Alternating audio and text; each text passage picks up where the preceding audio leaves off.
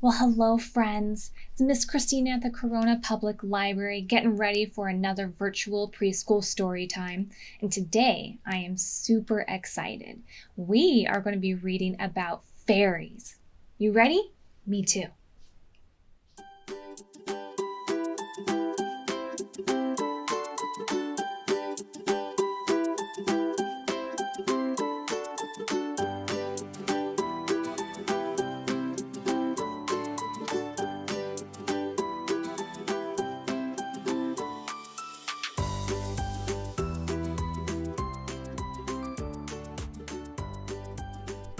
Okay, time for a story.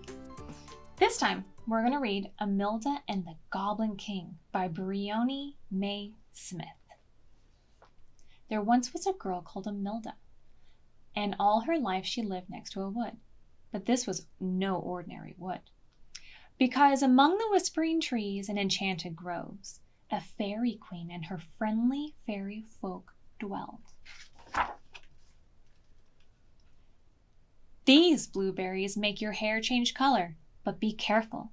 These red ones will turn you into a worm. Every day, Imelda would race to the enchanted forest to play with the fairies and learn of its many secrets. There was nothing lovelier than the days spent with the fairies, until one day a great, big, nasty bully arrived. I wonder who it could be. Stomp, stomp, stomp came the sound of the Goblin King. Within moments of his arrival, the Goblin King and his goblin horde had frightened away the fairy folk. They couldn't understand. Why was he so angry? Scamper, you little imps. I'm your new king. One day, the fairy queen wondered, scary as the Goblin King was, if they were kind to him, then maybe he would be kind back.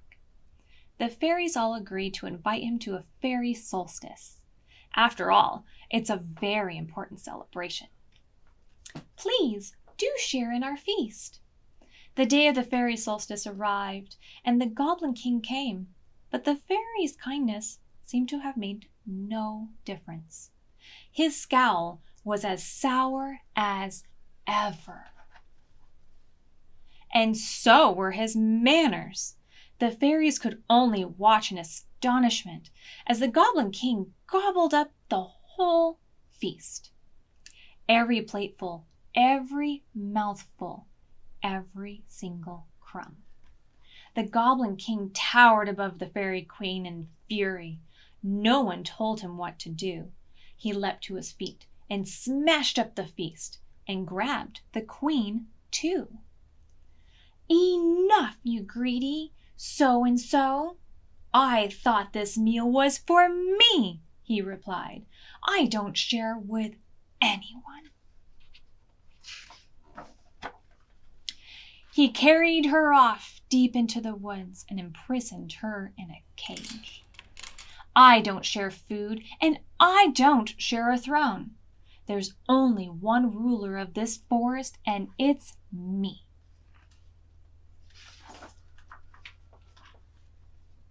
The fairies were horrified and begged the Goblin King to let their queen go.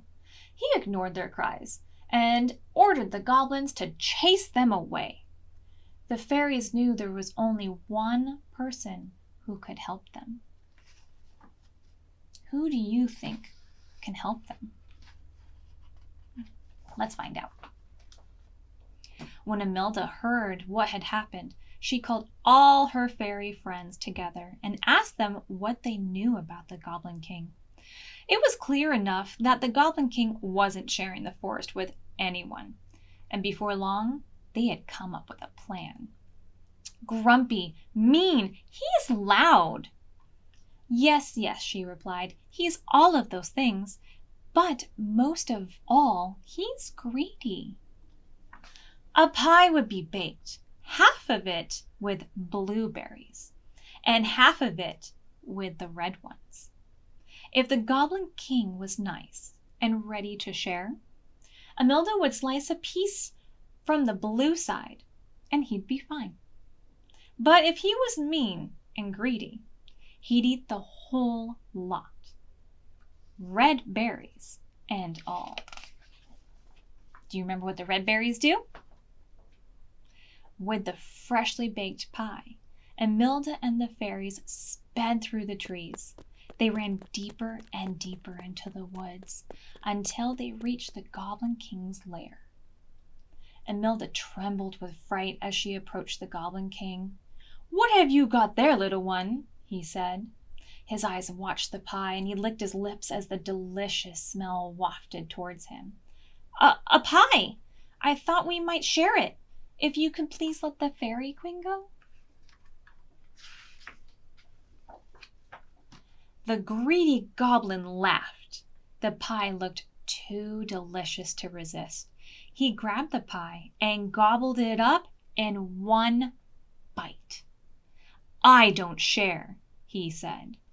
His stomach began to gurgle, and all at once he looked rather ill. "No!" he cried. He gawked at Imelda with bulging eyes as his body began to shrink and change.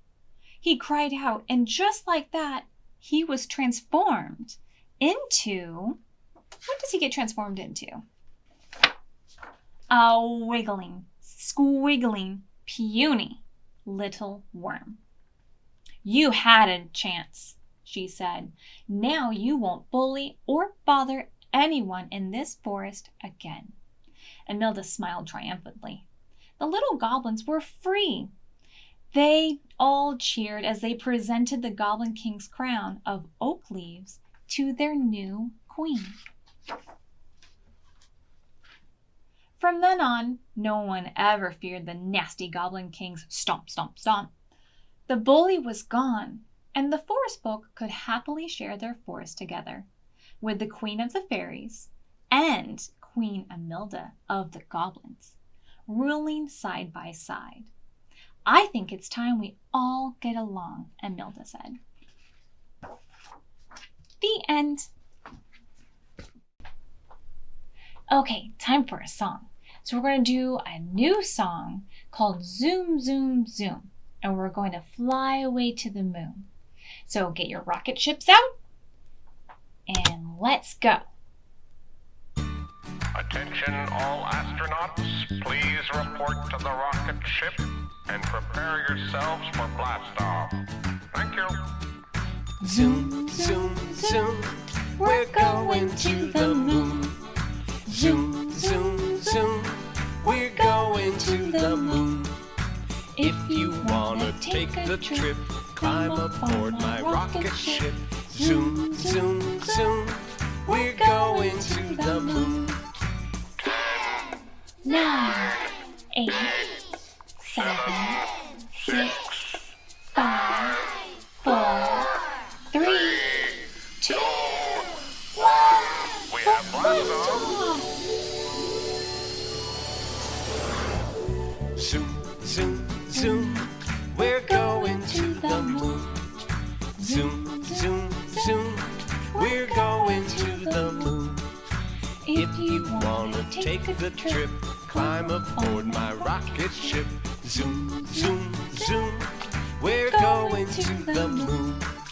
10, 9, 8, 7, 6, 5, 4, 3, 2, 1. We have blast off. Stop.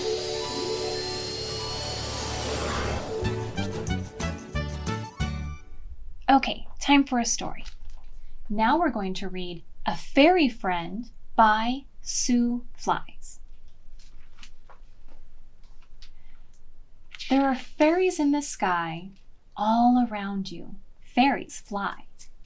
Flit and flutter, tumble, twirl. When the wind blows, fairies swirl. Skip through flowers, zip through trees, hum and buzz among the bees. Friendly fairies soar the skies, ride on the backs of dragonflies. Wings of fairies shimmer, spark, twinkle, glimmer in the dark. Shiny spots or wisps of light could be fairies in your sight. If you want a fairy friend, one who'll be there till the end, you must know just where to look. Search in every niche and nook. Want to have one come to you? Here is what you need to do. Build a house of twigs and blooms. Decorate her fairy rooms. Walls of blossoms, cotton floor, sparrow feather for her door. Mossy rooftop, pebble path, mushroom cap to take her bath. Thistle fluff for fairy's bed, willow fuzz to rest her head. Make her a fairy swing. Tie a nutshell to a string. Cook a flower petal stew. Serve it and she'll come to you. Very slowly, tiptoe near, quiet, or she'll disappear.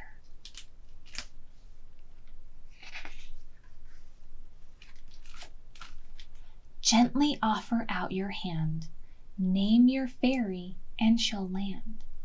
While she's resting in your palm, whisper softly, keep her calm. She will teach you how to fly, sail with you through the forest sky. Shower you with fairy charm, keep you safe from hurt and harm.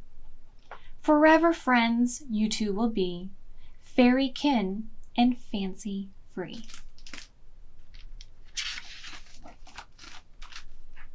She will know that you believe, still all fairies have to leave. Do not trap her, let her be. Lift her up and set her free. Time may pass while she's away, but do not let your heart dismay. For if you're thoughtful, kind, and true, your fairy will return to you. The end. Okay, time for a song. Let's do Slippery Fish. Okay, so get your little fishies out.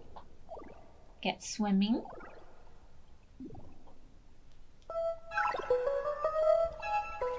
Slippery fish, sliding through the water. Slippery fish, go, go, go.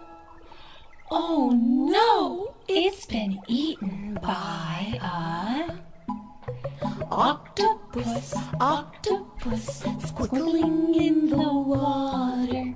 Octopus, go, go, go.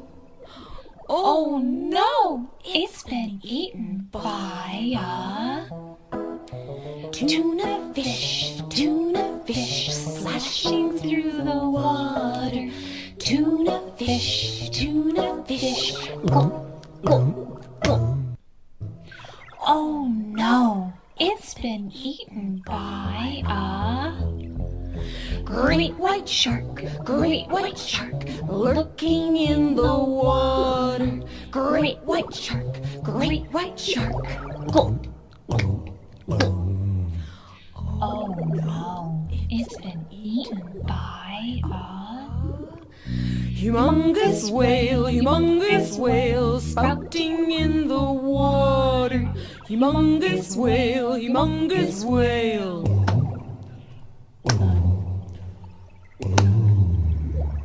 Uh-oh. Stinky. Okay, time for a story. Now we have Magic Night by Isobelle Carmody. Hurricane the cat comes in with a great gust of wind. Something flies past his ear. Is it a moth? Is it a firefly? Hurricane sniffs, but he does not know this smell.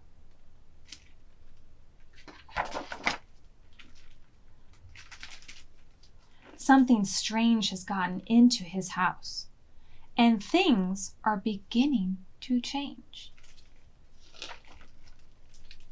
Hurricane does not like change. The strangeness makes his ears itch and his fur stand on end. Hurricane must protect his family from this flittery, skittery thing. He pounces.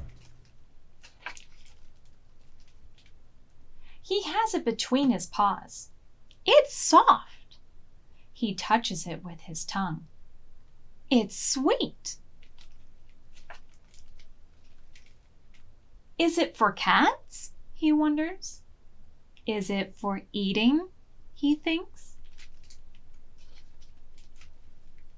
No, this strange thing is a strong thing. Hurricane could make his people wake and look, but would they see? This is a house where everything has its place, and every place has its thing. There is no safe place for this strange thing. What does it want here? What does it bring? Hurricane wonders. What do you think it brings? What do you think it wants? It comes to the baby. It stares and it stares. Then Hurricane sees and understands. This strange thing is a young thing. This strange thing is a lost thing. It belongs somewhere else. Hurricane pushes the window open to let it fly out. It flits across the road to the shore to where a ship waits. I found the strangest place, it tells its mama, who laughs.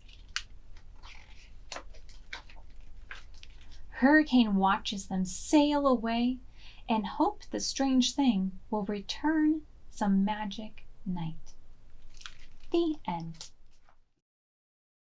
Okay, and now it's time for a craft. And today we're going to make fairy masks. So here are some of the supplies we're going to need. And remember, we're going to be as creative as possible. Now, if the instructions go too fast, just be sure to hit pause. Now, the first thing we want to do is cut out that paper plate into the shape of our choice and be sure to add in 2 holes so you can see through it. Now is the time to decorate, either paint, colors, glitter, you name it.